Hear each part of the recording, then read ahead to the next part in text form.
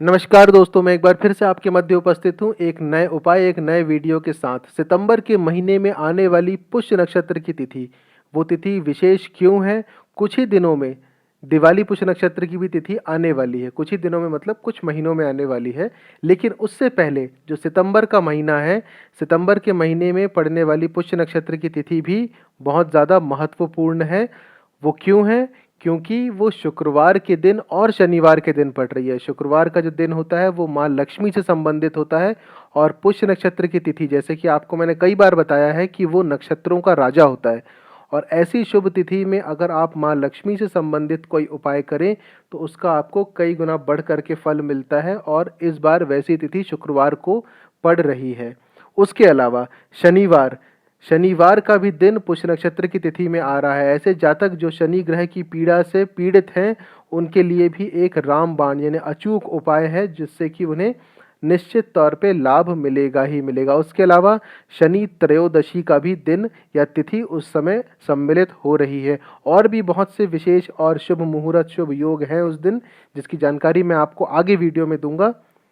सबसे पहले मैं आपको बता दूं कि जो पुष्य नक्षत्र की तिथि सितंबर के महीने में पड़ने वाली है, वो शुक्रवार 3 सितंबर शाम 4:42 से प्रारंभ होगी, जो कि शनिवार 4 सितंबर शाम को 5:45 पे समाप्त होगी। ये वो तिथि है जब पुष्य नक्षत्र प्रारंभ होकर समाप्त होगा, यानी शुक्रवार से प्रारंभ होकर के शनिवार को पुष्य नक्षत्र समाप्त होगा। इसमें आपको शुक्रवार और शनिवार 2 दिन मिल रहे हैं। दोनों ही दिन आपको अलग अलग प्रकार के उपाय करने हैं। उपाय करने का जो समय रहेगा शुक्रवार का, वो रहेगा शाम को 5:27 से लेकर के 6:26। समय का विशेष ध्यान रखिएगा। शाम को 5:27 से 6:26, दिन शुक्रवार 3 सितंबर। इस तिथि में आपको उपाय करना है। उपाय करने के लिए दोस्तों जो समय आपको बताया गया है, उस समय आप स्नान करके स्वच्छ कपड़े धारण करने के बाद, अगर आपके घर में गंगा जल, नर्मदा जल या किसी भी तीर्थ नदी का जल अगर आपके पास रखा हुआ है घर में, तो सबसे पहले आप अपने पूरे घर को उस जल से शुद्ध कर ले, यानी कि अपने घर में उस जल को छिड़क दे। उसके बाद अपने पूजा स्थान में, पूरे घर में जल छिड़कने का मतलब है कि आपको अपने लैट्रिन या बाथरूम, इन जगहों पे नहीं छिड़कना है। केवल उन जगहों पे जहाँ पर आप रहते हैं, जैसे आपका किचन हो गया, आपके घर के दूसरे हिस्से हो गए, इन जगहों पे आपको छिड़कना है। ठीक है, सिर्फ लैट्रिन बाथरूम छोड़ देना है। फिर उसके बाद आपको आकर के अपने पूजा स्थान में उत्तर दिशा की ओर मुख करके बैठना है। बैठने के लिए आसन का प्रयोग अवश्य करें, जमीन पे बिल्कुल भी ना बैठें। कुशा का अगर आसन हो तो सबसे अच्छा है, कुशा के आसन में आप बैठें। नहीं है तो कोई ना कोई आसन लेकर के अवश्य बैठें। उसके बाद जब आप आसन लगा करके बैठ जाएं, अपने सामने माँ लक्ष्मी की और भगवान विष्णु की, अगर भगवान विष्णु और माँ लक्ष्मी की कोई प्रतिमा या कोई फोटो आपके पास हो तो सबसे बेहतर है, आप अपने सामने रख सकते हैं, या जो भी आपका पूजा स्थान है वहाँ पे आप रख सकते हैं।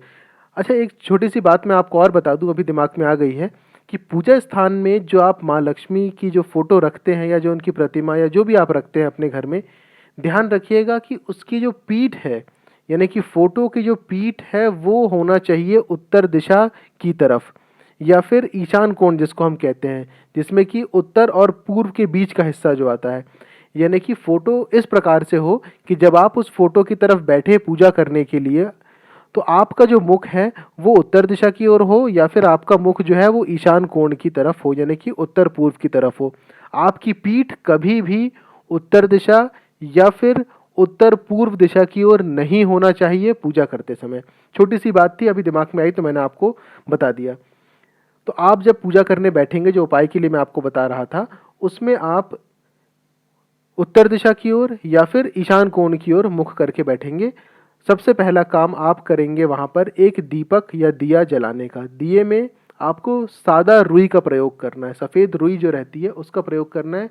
गाय का घी अगर मिल जाए तो सर्वोत्तम, नहीं मिले तो सामान्य घी लगाइए, नहीं है तो तेल का उपयोग करिए, कोई परेशानी की बात नहीं है।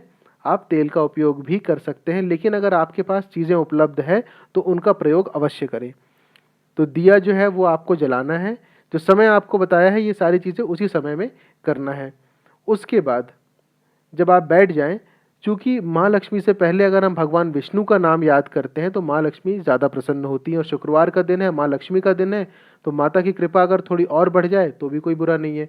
तो सबसे पहले आप दीप प्रज्वलित करने के बाद भगवान गणेश का एक बार स्मरण करें और उनसे आपकी पूजा निर्विघ्न पूरी करने के लिए प्रार्थना करें। प्रथम पूज्य भगवान गणेश की जब पूजा हो जाए तो उसके बाद भगवान विष्णु का जो मंत्र आपके स्क्रीन में अभी दिखाया जा रहा है, इसका आप 11 बार जाप करें। जब इसका जाप हो जाए 11 बार, तो उसके बाद जो माँ लक्ष्मी का मंत्र आपके स्क्रीन पे अभी दिखाया जा रहा है, इस मंत्र का भी आप 11 बार जाप करें। जब माँ लक्ष्मी के मंत्र का भी जाप हो जाए तो उसके बाद आपको अष्ट लक्ष्मियों का नाम लेते हुए उन्हें प्रणाम करना है, तथा धूप दीप, दीप तो हमने पहले ही जला दिया है, धूप बत्ती अगर आपके पास हो तो आप जला सकते हैं। अष्ट लक्ष्मियों का नाम लेते हुए उन्हें धूप आपको अर्पित करना है। उसके बाद अगर आपके पास घर में फूल भी है तो वो भी आप माँ लक्ष्मी और भगवान विष्णु के प्रतिमा या फोटो जिसमें भी आप पूजा कर रहे हैं उनके सामने आप रख सकते हैं।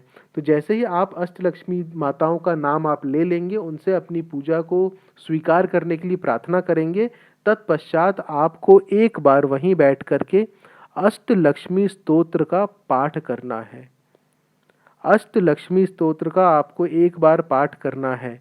जब ये हो जाए तो उसके बाद आप भगवान गणेश, भगवान विष्णु और माँ लक्ष्मी से पूजा में हुई किसी भी गलती, और अष्टलक्ष्मी देवियों से आप किसी भी प्रकार की गलती या कमी आपसे अगर पूजा में रह गई हो तो उसके लिए आप क्षमा मांगे, तथा हाथ में चावल यानी अक्षत के कुछ दाने ले ले, चाहे 1 दाना 2 दाना जितना भी आपको लगे, लेकिन ध्यान रहे कि वो दाना टूटा हुआ ना हो, पूरी तरह से सहगा हो, वो होता है अक्षत। उस अक्षत के दाने को लेकर के आपसे पूजा में जो भी गलती या कमी हो गई हो उसके लिए क्षमा प्रार्थना करते हुए भगवान को आप अर्पित करें कि जो भी कमी रह गई हो उसे आप इस अक्षत के दाने से पूरा समझें या पूरा करें। हम पूजा की विधि नहीं जानते, विधान नहीं जानते, बस आपकी पूजा करना चाहते हैं।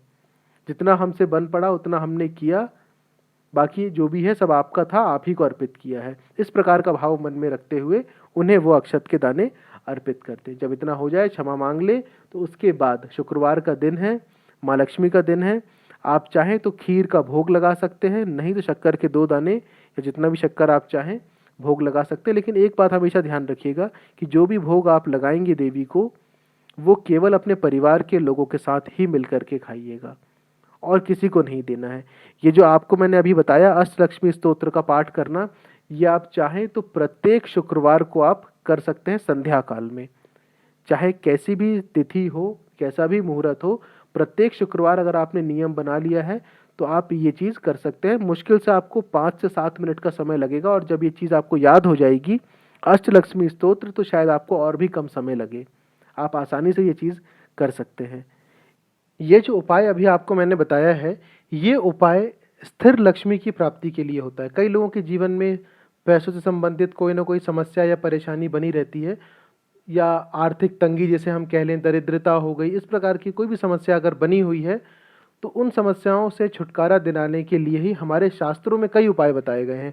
उनमें से एक उपाय ये भी है श्री अष्टलक्ष्मी स्तोत्र का पाठ करना, वो भी शुक्रवार के दिन। इसलिए आप चाहें तो ये शुक्रवार तो कर ही रहे हैं, आप प्रत्येक शुक्रवार भी इसका पाठ कर सकते हैं। साधारण तौर पर एक दीप प्रज्वलित करें और फिर जो दिशा आपको बताई गई है उसी दिशा की ओर मुख करके बैठ के आप प्रत्येक शुक्रवार भी इसका पाठ कर सकते हैं। श्रद्धा पूर्वक तथा पूरे भक्ति भाव से पाठ करने पर माँ लक्ष्मी की विशेष कृपा प्राप्त होती ही है। आपके जो रुके हुए कार्य हैं वो बनने लगते हैं तथा नए कार्यों के लिए मार्ग प्रशस्त हो जाता है। इतना होने के बाद आपका जो शुक्रवार का उपाय था वो संपन्न होता है। अब चलते हैं शनिवार के उपाय की तरफ। शनिवार की तिथि है। उपाय बताने से पहले लेकिन मैं चाहूँगा कि आप इस चैनल को सब्सक्राइब ज़रूर कर लें, तथा बेल आइकन जो घंटी का चिन्ह है उसे ज़रूर दबा लें, क्योंकि इस चैनल में अपलोड किए जाने वाले किसी भी वीडियो की जानकारी आपको सबसे पहले तभी मिलेगी जब आप उस घंटी के चिन्ह को दबाएंगे। सब्सक्राइब कर लिया हो तो धन्यवाद दोस्तों, और आप पुराने वीडियोस को भी जाकर के आसानी से देख पाएंगे, ढूंढ पाएंगे।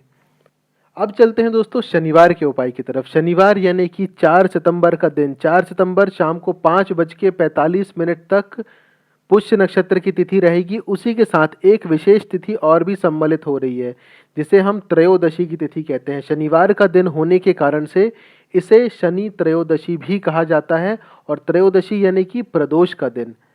अब देखिए संयोग किस प्रकार से बन रहा है। शनिवार का दिन शनिदेव से संबंधित होता है, प्रदोष की तिथि भोलेनाथ से संबंधित होती है। शनिदेव जो हैं वो भोलेनाथ को अपना गुरु मानते हैं, यानी कि ऐसे जातक जिनके जीवन में, जिनकी कुंडली में शनिदेव से संबंधित कोई भी समस्या चल रही है, अगर आज के दिन भोलेनाथ से संबंधित कोई पूजा पाठ या उपाय करें तो शनिदेव की विशेष कृपा निश्चित तौर पे प्राप्त होगी। और भोलेनाथ की पूजा करने से तो 9 ग्रहों के विघ्न भी टल जाते हैं, उनसे संबंधित दिक्कत परेशानी भी दूर हो जाती है। बस भोलेनाथ को है, आशुतोष जो है उनकी पूजा अच्छे से करिए, सबसे बड़ी बात। अब हाँ, एक चीज़ और बता दूं, अच्छे से पूजा करने का ये मतलब नहीं है कि आपने लाखों करोड़ों रुपए खर्च कर लिए, हजारों रुपए खर्च कर लिए। जिनके पास पैसे नहीं है वो भी अगर दिल से भगवान को याद करेंगे तो भी उनकी इच्छा पूरी होगी। बस ये है कि आप किस भाव से उन्हें पुकार रहे हैं। अब चलते हैं आज के उपाय की तरफ। शनि त्रयोदशी की तिथि है, प्रदोष की भी तिथि है। जो आपको उपाय करना है शनिवार के दिन, वो आपको शाम 5:23 से लेकर के 5:45 के बीच में ही करना है। समय कम है इसलिए समय का विशेष ध्यान रखिएगा, क्योंकि पुष्य नक्षत्र की तिथि भी है, साथ में शुभ काल भी है, शुभ मुहूर्त भी है और प्रदोष भी पड़ रहा है। इसलिए 5:23 से शाम 5:45 के बीच में आपको अपने पूजा स्थान में आसन लेकर के बैठना है। स्वच्छ कपड़े धारण करके उत्तर दिशा की या पूर्व दिशा की ओर मुख करके आप बैठ सकते हैं। उसके बाद आपको सबसे पहला काम जो करना है, भगवान गणेश को प्रणाम करना है, उनसे आपकी पूजा को निर्विघ्न संपन्न करने के लिए प्रार्थना करनी है, तथा उसके बाद आपको 108 बार ओम नमः शिवाय, ओम नमः शिवाय का जाप करना है। 108 बार, यानी कि एक माला आपको जाप करना है। जब 108 बार या एक माला का जाप हो जाए तो उसके बाद आपको एक बार शिव तांडव स्तोत्र का पाठ करना है। शिव तांडव स्तोत्र का पाठ आप चाहें तो प्रत्येक प्रदोष के दिन कर सकते हैं शाम के समय। इसका भी एक विशेष महत्व होता है, किसी और वीडियो में आपको पूरी जानकारी दी जाएगी इससे संबंधित कि प्रदोष काल में ही क्यों करना चाहिए। तो शिव तांडव स्तोत्र का पाठ आप करें प्रदोष काल में। जब ये हो जाए तो अगर आपके पास शमी की पत्तियां हैं तो शमी की पत्ती चाहे 1 हो, 2 हो, 4 हो, 5 हो, जितना भी हो, आप भोलेनाथ को अर्पित करते हैं। अगर बेलपत्र है तो बेलपत्र भी अर्पित करें, तथा जब ये सब हो जाए तो उसके बाद अपने हाथ में अक्षत के कुछ दाने लेकर के, यानी कि चावल के सैगे दाने लेकर के आप भोलेनाथ को ओम नमः शिवाय का जाप करते हुए एक एक दाना भोलेनाथ को अर्पित करें। चाहे एक ही दाना क्यों ना हो आपके पास, 1 दाना 2 दाना जितना भी हो वो आप भोलेनाथ को अर्पित करें। एक चीज़ का और ध्यान रखिएगा कि जब आप भोलेनाथ को शमी की पत्ती अर्पित कर रहे हो तब भी ओम नमः शिवाय का जाप अवश्य करें। भोलेनाथ से संबंधित या भोलेनाथ को कभी भी किसी भी चीज़ को आप अर्पित कर रहे हैं, चाहे जल ही चढ़ा रहे हैं, हमेशा उनके मंत्र का जाप अवश्य करते रहें जब आप भोलेनाथ को कुछ चीज़ अर्पित कर रहे हो तो। इसके बाद भोलेनाथ से क्षमा मांगिए, कोई गलती हो गई हो, कोई कमी हो गई हो तो उसके लिए क्षमा मांगिए। अपनी पूजा को निर्विघ्न पूरा करने और स्वीकार करने के लिए भोलेनाथ से आप प्रार्थना करें, तथा जिन लोगों को पता है कि उनकी कुंडली में शनिदेव से संबंधित कोई समस्या या दिक्कत हो रही है तो भोलेनाथ से कृपा या आशीर्वाद के लिए भी प्रार्थना करें, तथा शनि ग्रह से मिलने वाले कष्टों से छुटकारा पाने के लिए या निजात पाने के लिए भी भोलेनाथ से आप प्रार्थना करें। इतना होने के बाद आपका जो शनिवार का उपाय है वो समाप्त होता है। दोस्तों एक बात और ध्यान रखिएगा कि शनि ग्रह की जो समस्या होती है वो सामान्य तौर नहीं होती है। असल में हम लोग शनि देव को या शनि ग्रह को एक क्रूर ग्रह की श्रेणी में रखते हैं, लेकिन शनि ग्रह जो है वो हमें हमारे कर्मों का ही फल देते हैं। अगर आपके कर्म अच्छे हैं तो शनिदेव आपको सड़क से उठा के आसमान में बिठा देंगे, और अगर जिसके कर्म खराब हैं या बुरे हैं तो उसे आसमान से निकाल करके धरती के अंदर पहुंचा देंगे। इसके अलावा दोस्तों एक वीडियो और मैंने अपलोड किया है जिसमें कि ठीक एक दिन पहले, यानी शुक्रवार से एक दिन पहले जो गुरुवार आ रहा है 2 सितंबर का, उस दिन यानी कि एकादशी की तिथि पड़ रही है। और गुरुवार के दिन एकादशी होना यानी सोने पे सुहागा वाली बात हो जाती है। एकादशी जो है वो भगवान विष्णु से संबंधित होता है, गुरुवार का दिन भी भगवान विष्णु से संबंधित है। और उस दिन क्या उपाय करना है ये सब उसकी जानकारी आपको उस वीडियो में दी है, तो आप चाहें तो उस वीडियो को भी देख सकते हैं। डिस्क्रिप्शन बॉक्स में मैंने उसका लिंक दिया हुआ है। इस उपाय या इस वीडियो को लाइक और शेयर ज़रूर करिएगा। जब आपके द्वारा शेयर किए गए वीडियो से कोई और लाभान्वित होगा तो पुण्य जो है वो आपके खाते में ही जाएगा, और पुण्य कब कहाँ कैसे काम आ जाए ये तो मैं भी नहीं जानता, आप भी नहीं जानते। चैनल को सब्सक्राइब ज़रूर कर लीजिएगा, बेल आइकन ज़रूर दबा लें, जिससे कि भविष्य में अपलोड किए जाने वाले किसी भी उपाय की जानकारी सबसे पहले आपको मिले तथा आप पुराने उपायों या फिर जानकारियों से भरे वीडियो को बिना किसी दिक्कत परेशानी के ढूंढ सकें। जल्दी दूसरे उपाय के साथ फिर उपस्थित होंगे दोस्तों। धन्यवाद।